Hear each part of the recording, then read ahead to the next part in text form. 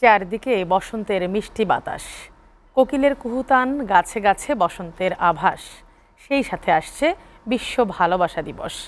এর কিছুদিন পরেই আন্তর্জাতিক মাতৃভাষা দিবস। এই 3 দিবসের বাজার ধরতে ব্যস্ত সময় পার করছেন ঝিনাইদহের ফুল চাষিরা। এদিকে ভালো ফলন পেতে কৃষি বিভাগ দিচ্ছে প্রযুক্তিগত সহযোগিতা। ঝিনাইদহ থেকে ফয়সাল আহমেদের পাঠানো তথ্য, ছবিতে ডেস্ক রিপোর্ট। আজি বসন্ত জাগ্রত দ্বারে, তাই রং লেগেছে ফুল বাগানে বাগানে। ফুলের রানী গোলাপ হাসছে মাঠে। শুধু কি গোলাপ, গাঁদা ফুল সরাচ্ছে হলুদ কমলা আভা।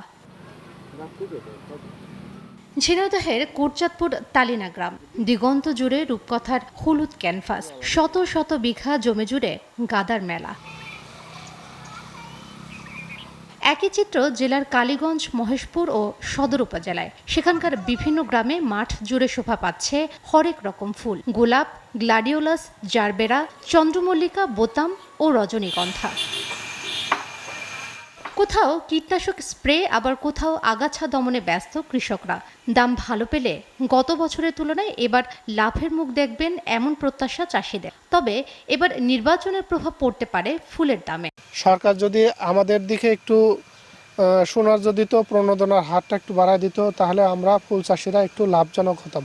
সারের দাম বেশি হলেও যে দাম আছে, এই কারণে খুব একটা অসুবিধা হচ্ছে না। দাম না থাকলে আমরা আসলে ক্ষতিগ্রস্ত। এবার নির্বাচনের কারণে অনুষ্ঠান কম, সেক্ষেত্রে কি হবে কি না হবে বলা যাচ্ছে না।